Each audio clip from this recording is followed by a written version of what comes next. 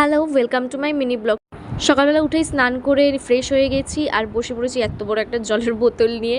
As usual এই জলটাকে পুরোটাকে শেষ করতে হবে। আর রান্নাঘরে চলে গেছিলাম, শাশুড়ি মাকে বলেছিলাম রোজ রোজ ইলিশ মাছের ঝোল খাবো না, আজকে একটু নতুন কিছু খাবো। তো শাশুড়ি মা আমার জন্য ইলিশ ভাতে করে দিচ্ছে। ওরা ঝোল খাবে বাট আমি ভাতে খাবো, এর জন্য শাশুড়ি মা এটা রান্না করছিল আর আমি চলে গেছিলাম এটা শিখতে, কারণ আমি এটা পারি না। তো মাকে বলছিলাম আমাকে ভালো করে শিখিয়ে দাও।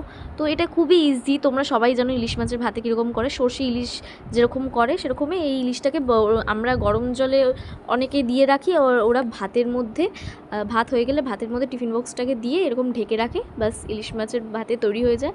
এটাও খুব খেতে টেস্টি হয়। মাছটা পুরো এত নরম হয়েছিল, পুরো খুলে খুলে আসছিলো। সন্ধ্যেবেলায় গিয়ে দেখছিলাম শাশুড়িমা মোচা কাটছিল। আমি মোচা কাটতেও পারি না, আমি অনেক কাজই পারি না, বাট এখানে এসে আস্তে আস্তে সবই শিখে গেছি, শিখছি। নতুন সংসারে আসলে এরকমই হয়, অনেক কিছু জানা থাকে না, অনেক কিছু নতুন নতুন শেখা যায়। আবার কিছুটা নিজের জানাটাকেও দিয়ে সংসার করতে হয়, সংসারের নিয়মটাই এটা।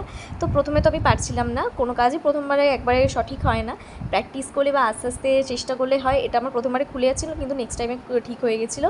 তো রাতের বেলা ডিনারে এটা ছিল চিলি চিকেন আর তরকা। খেয়ে আজকে দিনটাকে শেষ করলাম। দেখা হচ্ছে নেক্সট ব্লগে, ততক্ষণের জন্য টাটা।